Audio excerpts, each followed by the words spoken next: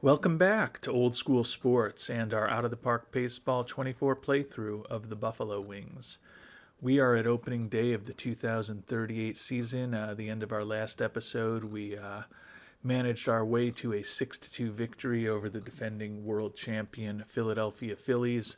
We're hoping the Buffalo Wings this year will make the playoffs for an 11th consecutive season and win the National League East for a 7th consecutive season, and hopefully set ourselves up to win a third world championship in the past 5 years.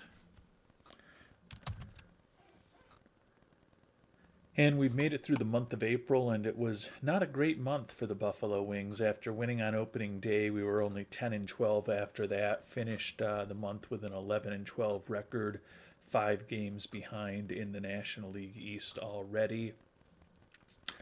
Taking a quick look at the leaderboard, Deshaun Seifu looks like he's on pace to lead the league in steals for an 11th consecutive year. Earned run average, Juan Estrada, 2-1 record with a 0.73 ERA, off to an excellent start. And our new closer, Joe Scott, has a 2.19 ERA with 12 strikeouts over 12 and a third innings. 0-2 record, but he has saved 9 games for us, which is tied for the National League lead with Chris Schultz and Mike Garul. Going a bit deeper into the standings, our overall record is right in line with Pythagorean expectations, and not hard to figure out why we've been struggling. Our offense, which over the last few years has been one of the better offenses in the National League, absolutely brutal so far. Dead last, 16th in the National League in runs scored, and you can see we are in the bottom 5 or 6 teams in just about every offensive category. So a brutal start to the season. We were a little worried that our offense might not be as good as we had hoped, and certainly that's happened thus far. We are good on the base paths, third in stolen bases, second in base running, and pitching has overall been good, second in the National League in runs allowed. Starters have been middle of the pack so far, the bullpen with a crazy 1.82 ERA. We're generally in the top half of the league in the majority of pitching categories, but certainly not all. Defensive efficiency, middle of the pack, zone rating, one of the better teams. So the offense is not off to a good start, but again, it's very early going at this point. You can see Deshaun Seifu hitting just 247, second highest batting average on our team for qualified players. And we've only got 4 qualified players that are hitting above 200. Hopefully that will change. Also not hitting many home runs at all. Joe Gallagher, who last year as a rookie hit 37 for us, only 2 this year. So right now at this point, I'm going to attribute some of those struggles to a small sample size. But clearly, when you make it into May and the team leader on your team has only 10 ribbies, you're probably not generating a lot of offense, and we have not thus far. And the good news as we get to mid-May, is that we've been playing a bit better of late, have the record at 19-17, 2 games over 500, 3 games back, third place in the East. Bad news, however, is just suffered a relatively significant injury. Lorne Walborn, who's going to be a potential free agent after this season, diagnosed with a hamstring strain, going to be out 2 or 3 months. He has been our incredibly high volume stopper for the last 4 years. Each of the 4 years he's been with us, he's led the league in games and led the league in holds and pitched between about 130 and 150 innings. So clearly that streak of leading the league in those 2 categories and being a very high volume, high quality arm out of our bullpen will end. Good news is if it's only a 2 to 3 month injury, if we get this team back into the playoff hunt, he should be healthy and well by the time we get to the postseason. And as we talked about in our last episode, when we made some roster decisions with the good young prospects, Eric Barbarito and David Espinoza down in AAA, got some good options. Barbarito thus far is 5-2 with a 3.20 ERA. He's looking like he is pretty much ready to contribute at the major league level.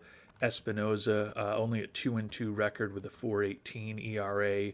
Given that he is a lefty, though, and we did lose Walborn, we're going to continue giving Barbarito a chance to pitch every day down in AAA and bring up the left-handed pitching Espinoza to ensure that we've still got 3 left-handed arms in the bullpen at the major league level.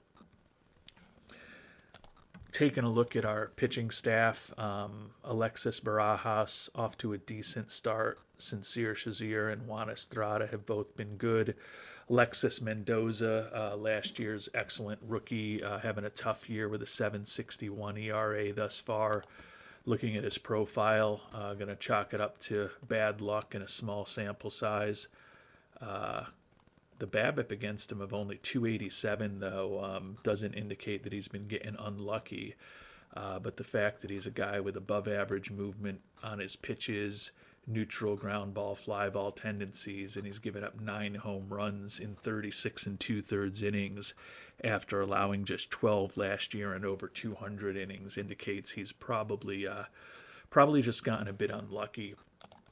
Isidro Ochoa, if he continues to struggle, is a guy that we would consider moving to the bullpen and letting Barbarito take his spot in the rotation. We talked about in the last episode that Ochoa's arbitration number next year is starting to get relatively expensive for a guy who is a 5th starter on our team, and maybe time to move on from him in the offseason to free up a little bit of salary capacity. And if we do move on from him, Barbarito would be a logical player to plug into the back end of our rotation. Question is whether we'll be moving on from Ochoa during this season, at the end of this season, or sometime further into the future.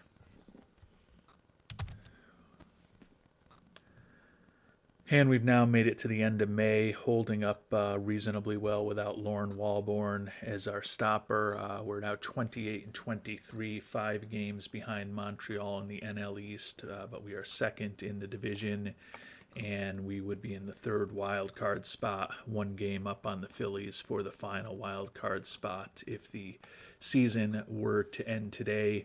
Deshaun Seifu with 25 steals, still on the way towards 11th time in a row leading the National League in steals. That said, it hasn't been a vintage Deshaun Seifu year thus far. Batting average just 255 after 5 consecutive years hitting 300 or better, and coming into this year with a 299 career average.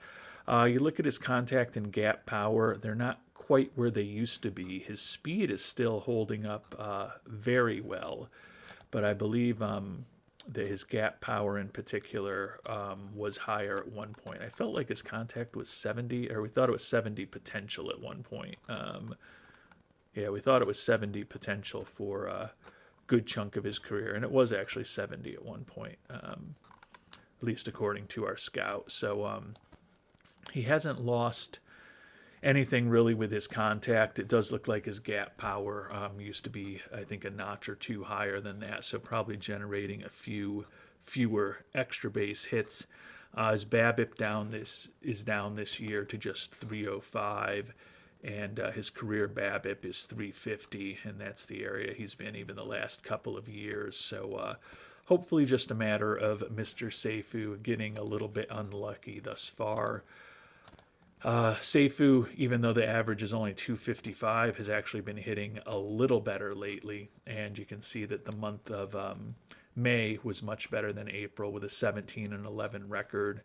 We're still right in line with our Pythagorean expectations, but we've improved to middle of the pack in runs scored, and you can see we're generally middle of the pack in most offensive categories, still very proficient on the base paths. 4th in runs allowed. Bullpen ERA remains the best in the league. Starters ERA, middle of the pack, unfortunately. as we talked about a while ago, could get to a point where we decide to move Ochoa out of the rotation. He's got his ERA down to 6, and Mendoza's ERA is better than 6 at this point, but not much. Barajas with a 3.18 ERA, Shazier with a 3.02, and Estrada with a 2.22 are all doing pretty well so far. Not going to make a move on Ochoa yet, but he is still definitely on our watch list to potentially move into the bullpen at some point this year, and bring Barbarito up into the rotation.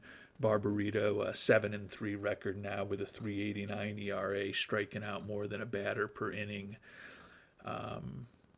Better FIP minus than a year ago, but worse ERA plus than a year ago.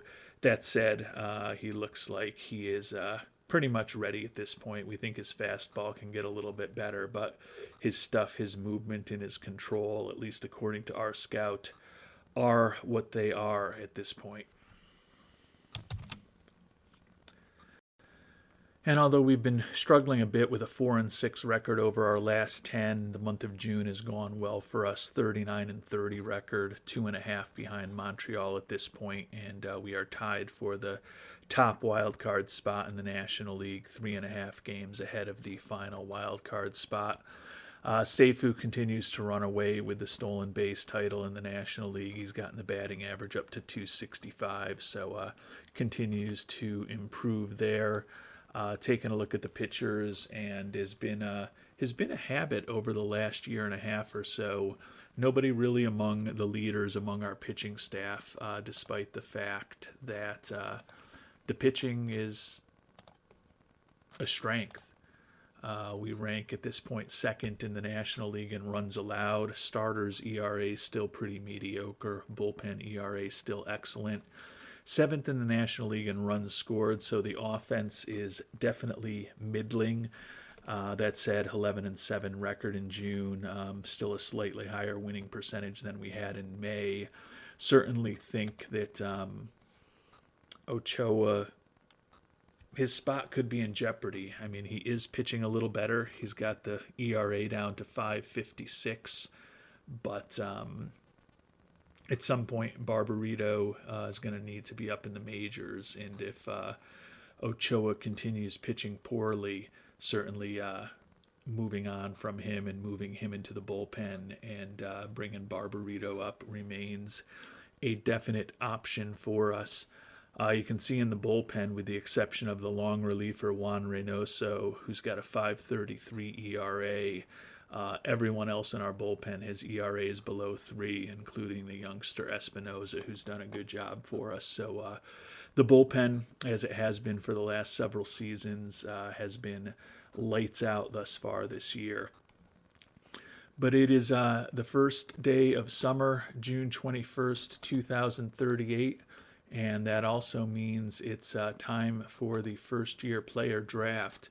You can see our Buffalo Wings, by virtue of the best record in baseball last year, although we fell in the NLDS, and a number of compensatory picks having been awarded. Will not be picking until the 38th pick in the draft this year, so it's going to be a long time till we are on the board. I will go ahead and sim ahead to our pick and let you know who our options are and what I'm thinking initially. And it's always helpful for me to hear what you're thinking about what we should do with these picks. So to the extent you have thoughts, very helpful to know what our loyal viewers and our first-time viewers are thinking I should do with the draft pick this year. And we've made it to our 38th pick. We'll take a look at a few of the top pitchers and hitters who may be available. Looks like 3 relievers and 1 starter that our scout thinks have more than 3-star potential. Matt Dmitriev, 18-year-old reliever, certainly looks like if he fully develops that fastball and sinker, he could be a pretty devastating arm out of the pen. That said, to me, first-round pick is still probably a little early. Chris McClintock, reliever out of Missouri State. Another guy who looks like he could have a really nice profile for a reliever. Durable as far as the injury proneness. Some positive personality traits, including high work ethic and intelligence. Throws in the mid to high 90s, a power pitcher with ground ball tendencies. A lot to like about McClintock. Just don't know if I want to go a reliever in the first round. Although, to be fair, it's the final pick of the first round and 38th overall. So if there's ever a pick where in the first round you can probably justify a reliever, it's the last pick of the round.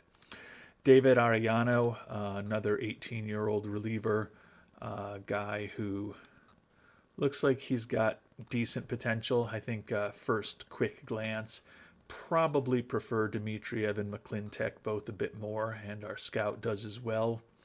And then the one starting pitcher that we'll highlight now is Chris Chastain, 18-year-old out of Westmont, Illinois, left-handed pitcher.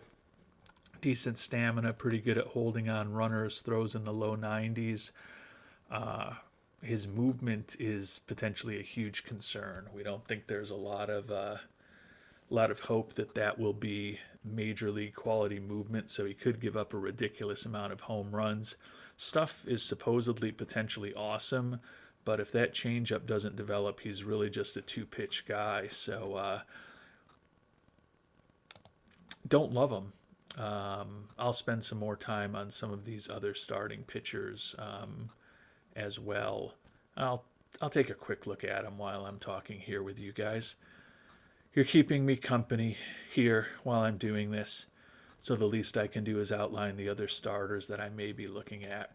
Eric Fisher, guy with a 2 to 4 pitch repertoire. Could have slightly above average stuff, movement, and control if he completely works out. Does have high work ethic. Not a bad prospect, but certainly no one to write home about. Jim Coles, 17-year-old. He's a little bit more intriguing to me simply because he could have a 4 or 5 pitch arsenal, has some positive personality traits with the high leadership and intelligence. Throws in the mid-90s already. Ground baller pitcher with ground ball tendencies, pretty good movement on his pitches potentially, with potentially slightly above average stuff and control. I don't mind Coles. Mike Capps, another guy who's a decent prospect, kind of the opposite of Coles. His movement is the issue, but we think his stuff and control could both be a little better. Another guy who could have a 2 to 4 pitch arsenal. Someone to consider, but not in love with him. And last but not least, starting pitcher Kevin Allen, going to be dependent on that changeup developing to be a starter. Throws in the mid-90s. He's durable. Another guy who could be a bit above average in everything, with, well above average control and movement if he fully develops. A bit older, 19-year-old coming out of Middlesex County JUCO. So a few interesting starting pitching prospects. Can't really say that there's anyone I would be very bulled up to take in the first round at first glance. I'll spend a lot more time on this online or offline, and I'm sure if any of you have strong opinions, you will share them with me as well. Moving on to the position players, there's 6 3.5-star prospects and 1 4-star prospect according to our scout. We'll, in theory, save the best for last, so we'll start with Pete Willer, third base prospect. Kind of meh, he's a guy who's a decent home run bat, pretty average defensively, not the most exciting prospect in the world to me, but those are the kinds of guys you see here at the end of the round. Eric Kettering, center fielder, a little more intriguing to me. Not quite the same home run power, but potentially better contact and gap power. He's a guy with pretty good speed, although his base running instincts aren't great. Good bunter, some positive personality traits with high leadership and work ethic, good outfield range. Certainly like Kettering more than I like Willer at first glance. Chris Jordan is a catcher. Pretty average profile defensively. Do like the durability. The bat is a pretty average-ish major league bat, but could have plus contact and plus home run power. Would be a good backup catcher. I'd prefer to play someone better defensively as my starting catcher if at all possible, but Jordan's interesting. Howard Garrett, a 17-year-old out of the Bahamas, first baseman, really good with his contact and avoiding strikeouts. Everything else looks, at best case scenario, average to below. Poor defensively, not a lot of speed. He is a leader. Have a hard time believing that's a direction that we will go, although I do dig his mustache, trying to be Raleigh Fingers almost. Jim Carter, center fielder, nickname is Garbage, but he is incredibly fast. Looks like he's very good on the base paths, pretty good outfield range. Competition level that he's been facing is poor, but looks like he could be a plus contact, plus gap power, plus avoid strikeouts kind of guy. Honestly, the profile here is Deshaun Seifu-esque. I don't think it's quite as good as what Deshaun Seifu was at his peak. But right now, Kettering and Carter, the two center fielders, again, very first glance, preliminary review, seem interesting to me. Alfredo Arellano, shortstop, like the 65 range, like the high work ethic. Definitely a guy who could play multiple infield positions. He could be a pretty dynamic third baseman. Not a ton of speed. The bat looks like maybe it's a little bit above average if he completely develops. A little bit older, almost 19 years old. And then the one four-star prospect, according to our scout, is Jimmy Dryden, 19-year-old first baseman, plus contact, plus home run power, and slightly above average eye if he completely develops. Does have decent infield range, and he's 6'3". The rest of his infield ratings aren't great, but he could play first base at the major league level. Not a ton of speed, not the greatest bunter. Not going to lie, my initial reaction is I'm probably most intrigued with the center fielders, Jim Carter, just because he reminds me of Deshaun Seifu, and I am fascinated with Deshaun Seifu. And Eric Kettering, the center fielder, pretty well-balanced bat, and plus contact and plus home run power is not a bad combination, not quite the same speed, but some pretty positive personality traits. But although from this 10 minutes or so that I've been reviewing this with you, I'm a little intrigued by Kettering. I'm going to clearly spend more time thinking about this offline before we make our selection, and my thoughts are certainly subject to change. See what the scouting director recommends. He recommends, not surprisingly, the guy that he sees as a four-star prospect in Jimmy Dryden, who's not looking for a lot of money for a first-round pick, but I mean, I guess the fact that Dryden is a left-handed hitter, he may end up with positive splits against right-handed pitching. So could be a guy with pretty decent contact and home run power and the ability to draw some walks. But he is ultimately a first base / DH when all is said and done. Still kind of unknown what his personality will ultimately be, but he is not an entirely uninteresting prospect. And if we were to take any pitcher, Kevin Allen would be the recommendation, the starting prospect that we talked about. With that lack of a changeup,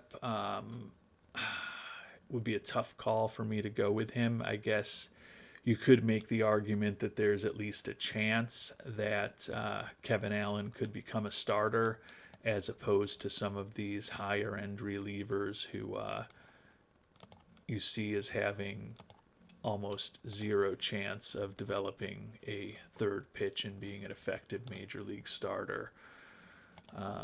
Chastain is more highly regarded in terms of his top end ceiling, according to our scout. But again, the fact that he's really only a two pitch guy and you're reliant on that changeup developing, and you're also really reliant on the scout being wrong about the amount of movement he's going to have on his pitches, he would be a tough one for me to justify here. So we've got some decisions to make.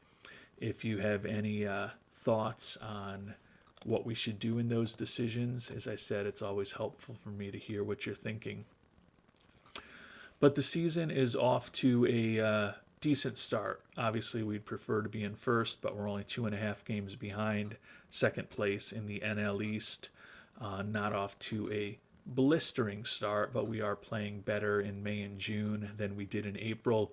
If the season were to end today, we would be a playoff team, and I think we've got the ability to help our pitching staff if we were to just bring on Barbarito to take over the number 5 spot from Ochoa.